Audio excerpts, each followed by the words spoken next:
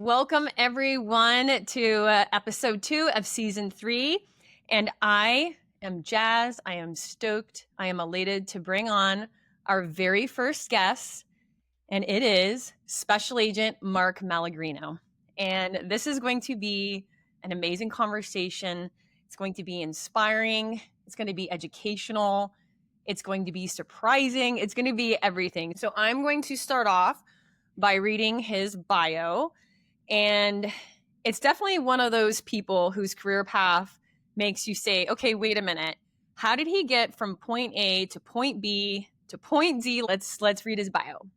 Mark currently serves as a special agent with the U.S. federal government and is a trained SWAT operator. But his journey, it didn't start in law enforcement. He started out milking cows, driving tractor trailers, working in factories and research labs. Then 9/11 happened and everything changed for Mark. Mark joined the United States Air Force, working as a histopathology technician and forensic autopsy assistant in the Office of the Armed Forces Medical Examiner. From the morgue to federal investigations, his path took him through the Air Force Office of Special Investigations and the Office of the Inspector General. He's also got a BS in criminal justice, a Master of Science in Administration, and a story that proves that you do not need a straight line to make an extraordinary impact. Okay, this conversation is going to be great. And I just feel like it's appropriate, Mark, to have you dive into your story and kind of walk us through your professional and personal evolution. And I'm going to turn it over to you. Welcome to the Tactical Harmony Show. Yes, no, thank you very much. It's an honor to be here and an honor to meet with you and talk to you and all your listeners. So, yeah, there's I think you kind of said a little bit there, point A to B all the way to Z. Yeah, so there was a lot of points in between. So yeah, just kind of a quick background. You know, I grew up on a small family dairy farm back on the East Coast, and went from there. The milk prices got bad and, that kind of thing, sold the cows and started working actually in the gas and oil field on a rig, did that for a little while and then ended up in a factory after that, in a chemical plant. And it was at that time, the company that I worked for, they offered a tuition reimbursement program. So I started going to school for chemistry at that point, and got hired in their research and development lab. So, I was kind of working in that laboratory research setting. And then, like you said, 9/11 happened. I'll never forget that day. We were all huddled around a little radio in the lab, listening to the events of that day unfold. And it was shortly after that I joined the Air Force. Went to basic training. And from there, my medical training to be a histopathology technician. And for anyone who isn't familiar with what that is, it's basically the study of diseased tissue. So in a medical setting, basically anything that comes off from or out of the body is seen by a pathologist. So if you have like a skin lesion that you have removed or a tumor or anything like that, it goes to pathology, where we would process that tissue and then a pathologist looks at it to determine, is it cancerous or not. So did that for a little bit and then took a special duty assignment to the Office of the Armed Forces Medical Examiner. So part of our duties as histopathology technicians was also autopsies. So wow. During that time, that was around 2005 to 2007. I was stationed there in D.C. and most of what we did was combat casualties from Iraq and Afghanistan, and out at Dover Air Force Base. So the casualties would come into Dover, and we would process the remains there.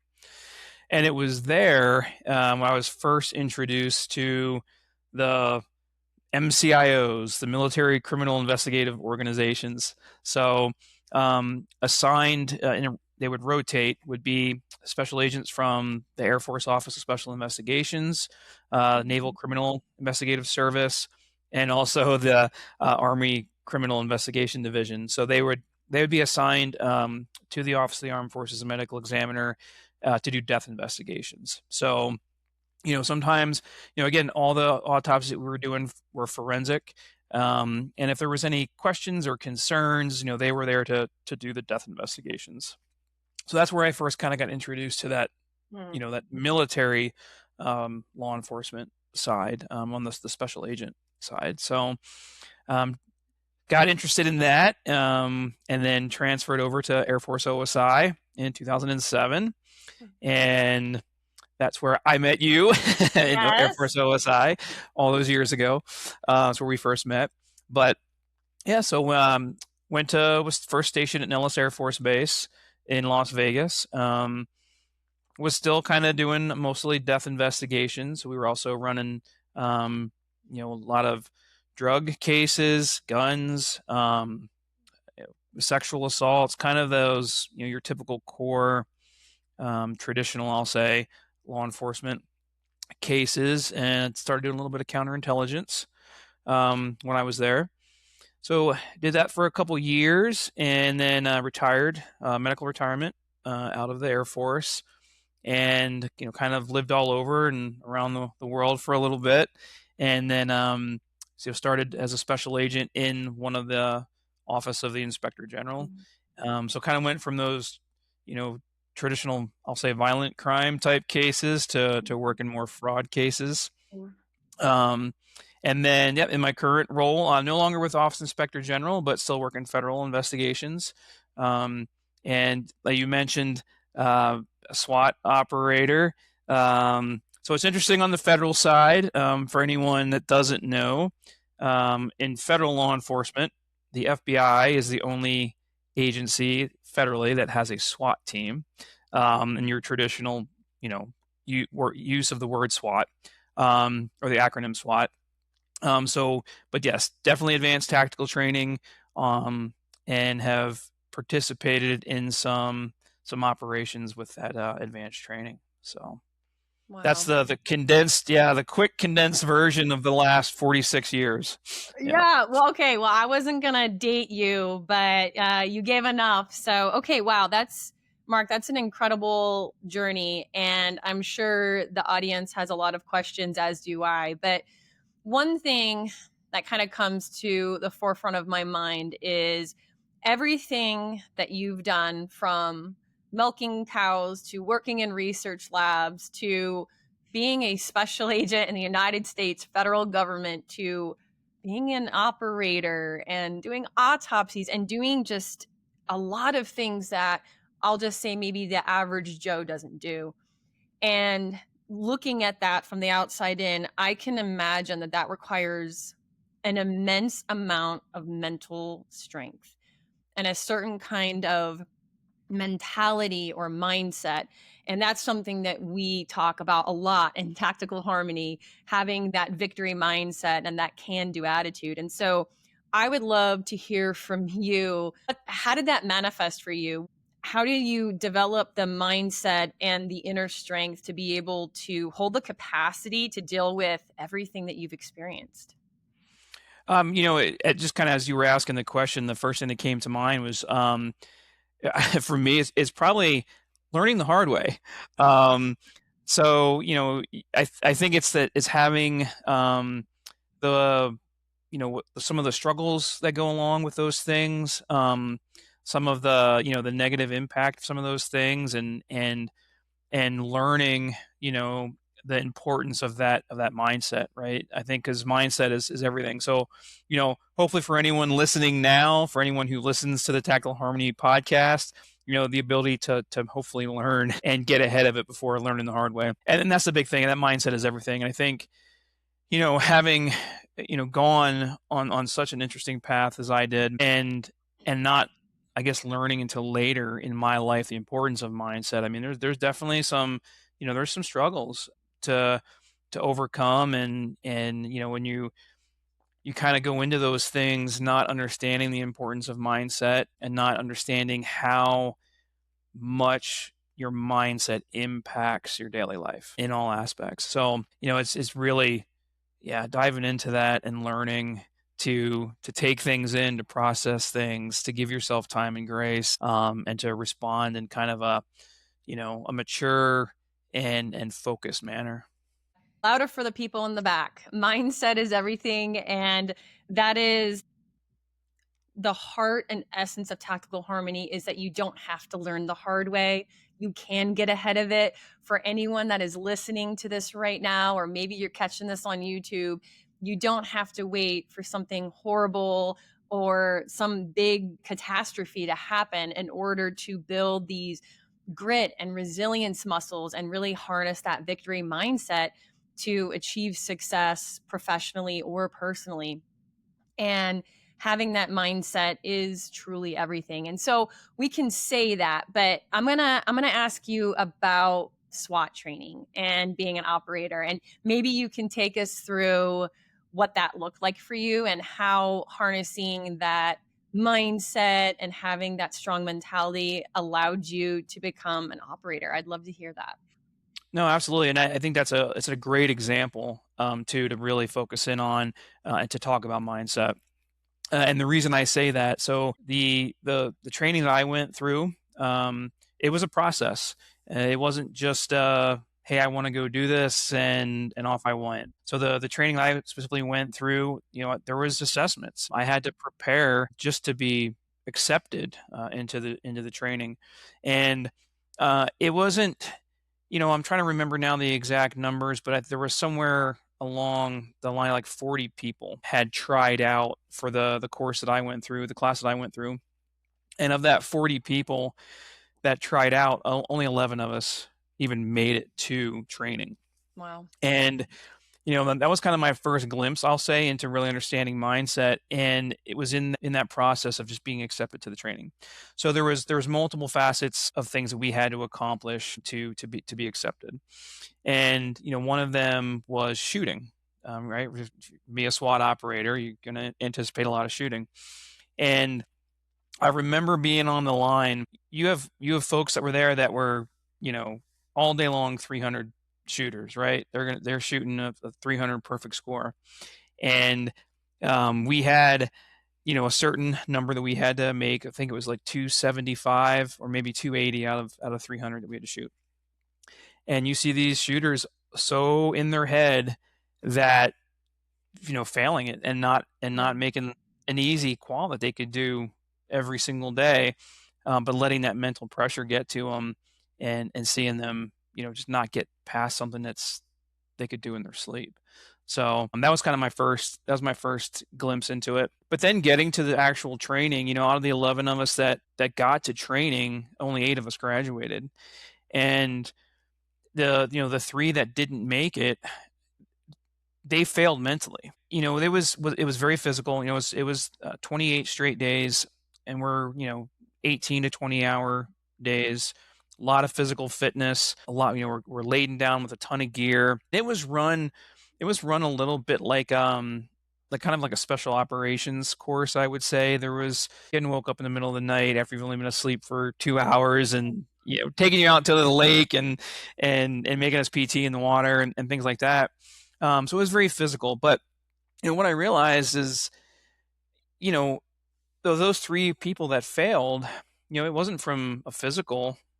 There wasn't not from a physical problem. I mean, you can get hurt, obviously. If you break a leg or you break an arm or something of that nature, right? Like, you cannot mentally overcome that to move forward. But they didn't. There wasn't a physical. Yeah, we're tired and we're hurt and we're sore, but it was like I said, a mental failure. And you can see, I'll pick on 2 of them specifically, but one of them just had a mental breakdown, of just, and you could see it on his face, the part that he failed, or his brain just wasn't keeping up. And then the other individual that I want to point out is he mentally quit, right? He mentally gave up. And so that was that was a real eye opener for me. And I can remember being in that course and, just thinking to myself, I don't have time or the capacity for thinking about everything that was wrong, right? Thinking about the pain, thinking about being tired, and you kind of have to put that away to have that mental clarity in a situation where you're being taxed. And to be that tired, that hungry, that sore, in that much pain, and doing something as specific as, advanced tactical training where we're doing, live fire shoot houses, we're doing flashbangs, and we're using CS gas and things of that nature. And just, what got me through that was I didn't let myself feel the pain or the exhaustion until it was time to go to bed. Mm. And that's when, at that moment, I'm like, okay, I'm going to let myself feel tired. I'm going to let myself feel the pain. And then at that moment, but then the next morning when it was time to go, it's okay. That all gets pushed to the side again. And it's all the clarity up here.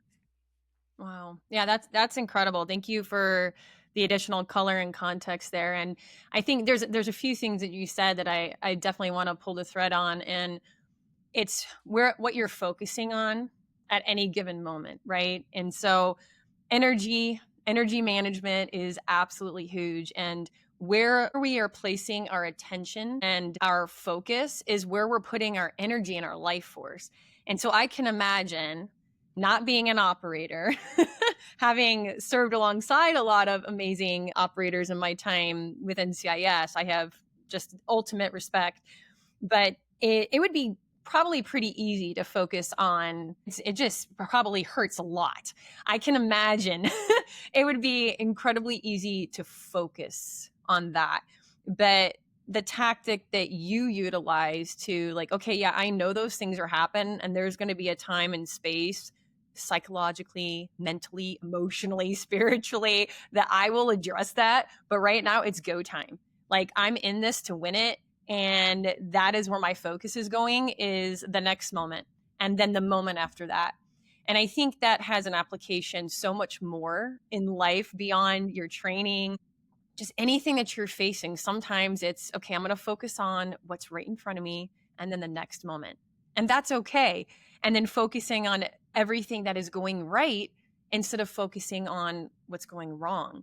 And it's kind of like where, you're in NASCAR, you're not focusing on where you don't want to go, because that's where you're going to drive the damn car. You're focusing on where you want to go. And, the same philosophy could be applied to hockey, right? I'm focusing on where I want to go and where I want to put the puck, not where I don't want to go.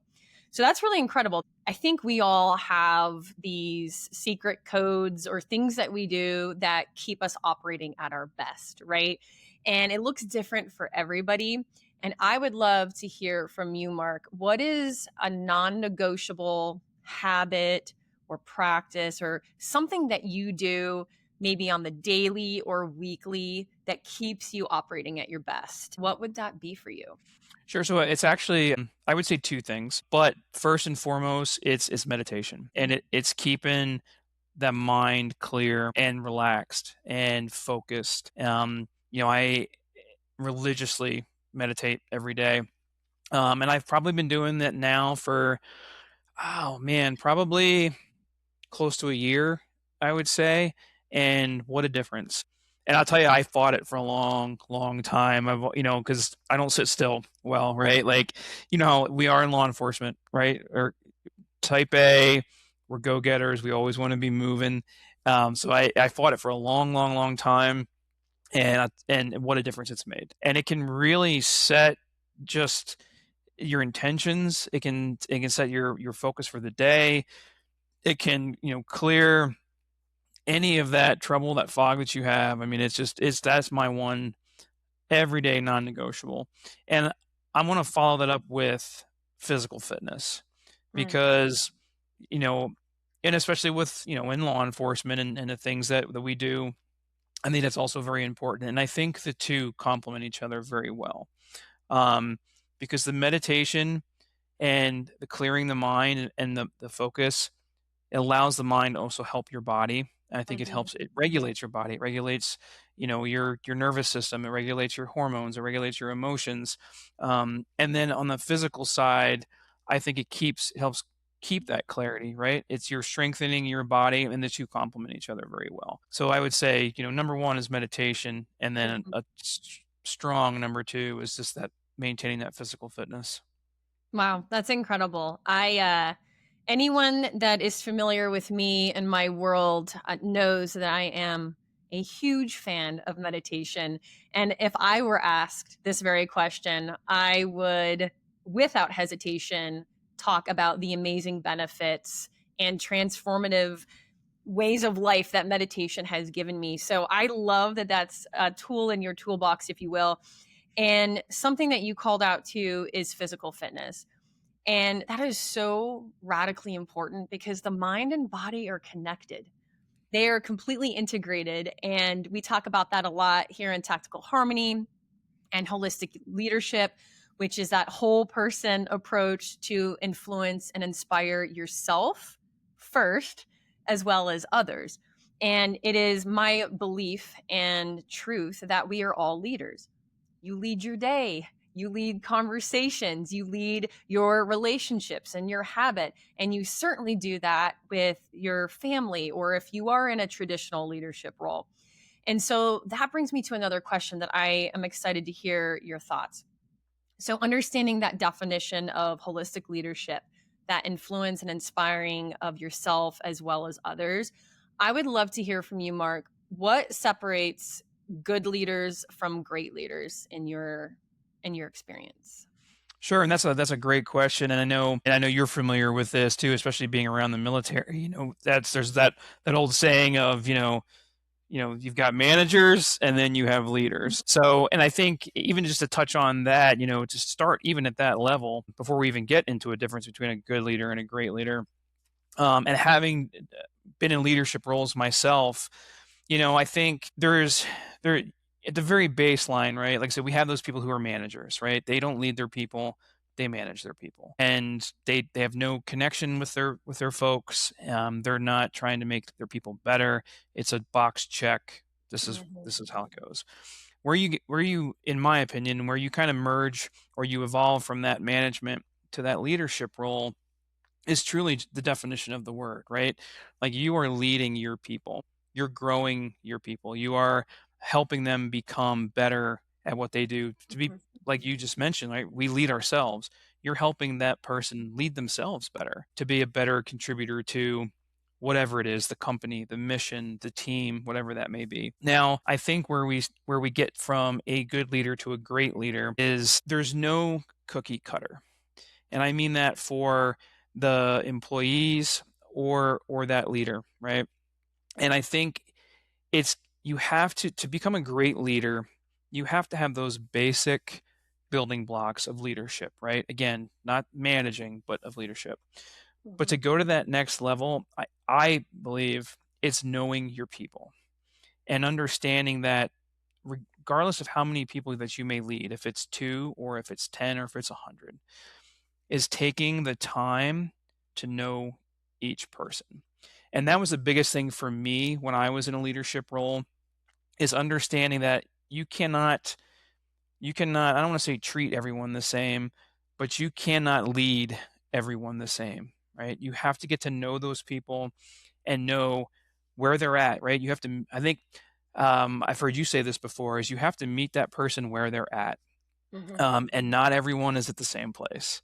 And it's you if you have to be willing to commit enough to your role as a leader and commit to the individuals that you lead to meet them where they're at and to help them move forward. And, I think just as I said that, I think that's really what separates a good leader from a great leader is the person who is focused on making their people better, helping their people get better to achieve their full potential.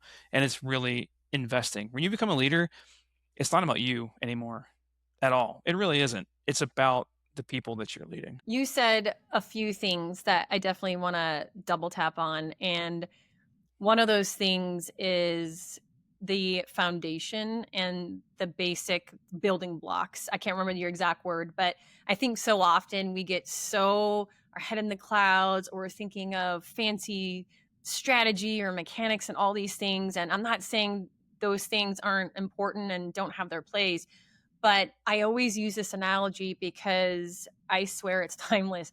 And it's when you're building a house, you don't start with building the darn roof. You start with the floor. And then you build from there, brick by brick. And I think so often, especially for first time leaders, and they're excited, they want to do well, and it's all heart centered, but they forget it's the basics, right? It's being able to sit across from someone and earn their trust and earn their respect, because that's a currency. That's something that you earn. It shouldn't be given away carelessly. And to go right into, okay, we're here to do a mission. Okay, got it. Good to go. But I need you to trust me and respect me.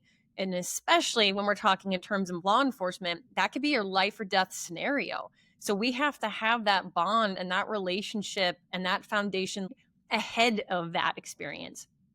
So that's incredible. And one other thing too is emotional intelligence.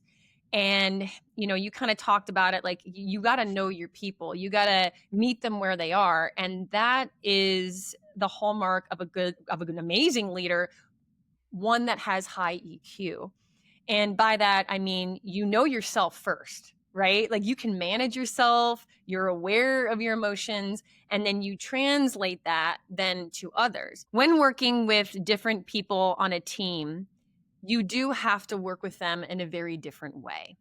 And that does not sound like it should be manipulative. It sounds intelligent and emotionally intelligent, and that your people, and that some prefer direct communication, where others need a little bit, maybe a softer delivery. And as that leader, as that cheerleader and advocate for that person, you are able to deliver a message or whatever it is in a way that they are going to receive it. And before that, you got to know yourself first, right? So definitely a lot of good stuff to unpack there. And I very much agree with your sentiment of what separates the good from the great.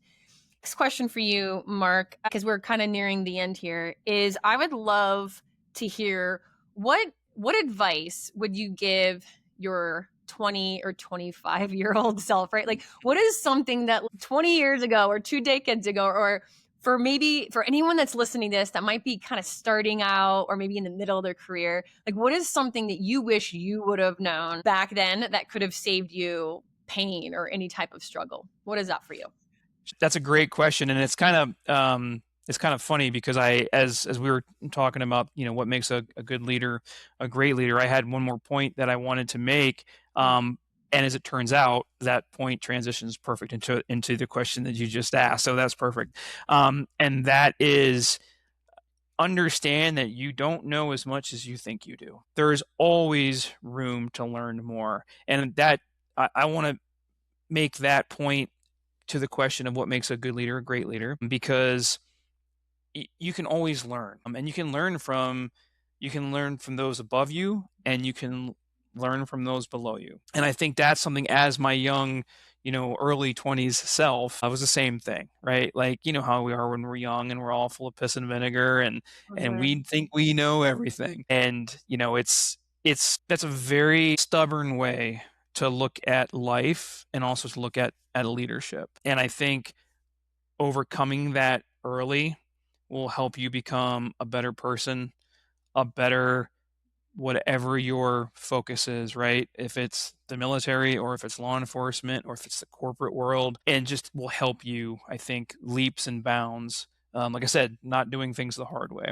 The other thing I will say is, and you mentioned that emotional intelligence, and I think that's another thing, right? That kind of goes along with that, that young 20-some-year-old self that thinks we know everything, is how easy it is to act from a place of emotion, and the damage that can do, to where, and unfortunately it takes us sometimes until we're older to realize that. But taking that moment, right? Taking that moment to take a breath, to look at whatever it is you're facing, and understand where it's coming from, whether that's, a conversation with someone, maybe it's someone who you think, is wronging you, or they're having a disagreement with you, and take a moment to really digest whatever that is in front of you. Because, there may be so many other circumstances that are surrounding that thing that got you so fired up, right? Whether it's that situation or if it's that person. And when we act out of a place of heated emotion, we can do so much more damage to a situation that if we would just take that second to really look at whatever it is and, to really address it from a focused, balanced, and calm place, I think that would save a lot of heartache and turmoil and trouble along the way to just, take that moment. Take that moment. Yeah, that is so incredibly true. And I was taking a couple of notes here because I wanted to share a few things as well. So, yeah, I emphatically agree with everything that you just said. And, when we're kind of looking at something, and I say this quite a bit because it's so true, and I want to make sure that others hear this message, is that nothing is good or bad, but thinking makes it so. So, whatever label we're putting on something, we're the meaning makers in life. And so, if I'm labeling something as bad, then I might have some sort of corresponding shitty emotion with that. I might feel frustration or anger. But flipping that coin, if I labeled something as neutral or maybe positive, then I'm going to have a neutral or a positive emotion associated to that. And that is something also, if Rebecca were to be asked this question, is having that energy management. Because again, when you're younger, you're more in your ego. And I've learned the hard way that you have to be able to detach from your ego. And when you exist in humility, then you look at everything as either a lesson or a blessing. Let's just say something that might be an objectively bad experience or person or whatever it is on your path. You can learn from that. You're building your character. You're getting better and stronger and leaner and faster. There's some goodness that always comes from it. And you may not be able to identify it out the gate. And that can be very often the case. But if you are committed to, okay, everything that I'm given in this human experience is meant to grow me and I'm evolving, whether it's something that's good and then I can repeat that to achieve continued success, or whether it's something that, okay, this was a failure. I'm going to fail forward and I'm going to get the lesson or the blessing from it. And I'm going to be a better version of myself tomorrow than I was today. And if you have that victory mindset and you maintain that self-love and that discipline, there's nothing that's going to bring you to your knees, because if you allow it to, it will. Life is going to come in hot sometimes, right? Like we all go through these things as humans and professionals. But if you are able to really maintain that baseline mindset and know that whatever comes my way, I have that inner strength, that mindset, that mentality, I've got this. I might need to take a tactical pause. Just like you said, Mark, take a beat, take a breath. Come on, guys. It's a bad day, not a bad life. And you made it this far, 100% of your life. You've made it through. And so it's kind of having that greater perspective as well that can really kind of help you out. So that's incredible advice to anyone, not just someone in their 20s, right? So we're at the end here, Mark. And my last question for you would be, for our audience, what is one thing that you want to leave them with?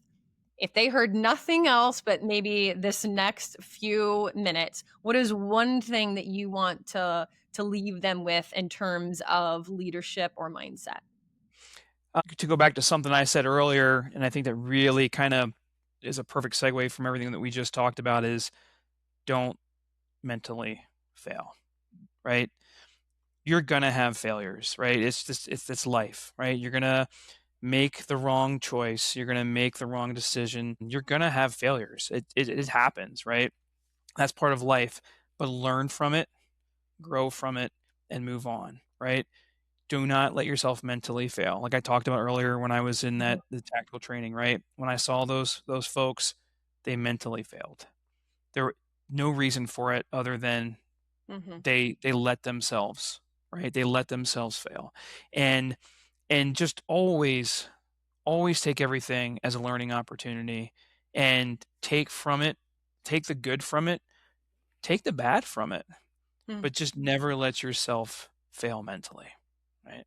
So Yeah, that's mic drop. That's awesome. Having that growth mindset. And I'm gonna steal that quote. Take the bad from it, not just the good. Take the bad. So I love that. Mark, it has been an honor and a privilege to meet with you today. This has been awesome. And I know that our audience has been taking copious notes. And if they haven't, then they can have the opportunity to either watch this again or listen to it, because there has been so many golden nuggets. And I am so grateful for your time here with not only me, but of course the audience who's going to benefit from this. So, to that end, if someone wants to reach out to you, where could they find you? Sure. I'll give you my email, my personal email. It's going to be mark, M-A-R-K, dot Malogrino, Malogrino, @gmail.com. And yeah, I'd love to hear from anyone that has thoughts, questions, wants some help in some aspect of their life or their career, or just wants to talk about law enforcement or veteran or anything like that. So absolutely would love to have somebody reach out. And Rebecca, it was great talking with you this afternoon. I love your show, love what you're doing. And I know the whole point is to help people achieve their goals and to get better. And I think that's something more that the world could use. So thank you very much for the opportunity to be here. Awesome, Mark. Thank you so much. And yeah, that's what it's all about, service and impact. All right. Thank you again. Appreciate you. And that is it for season 3, episode 2.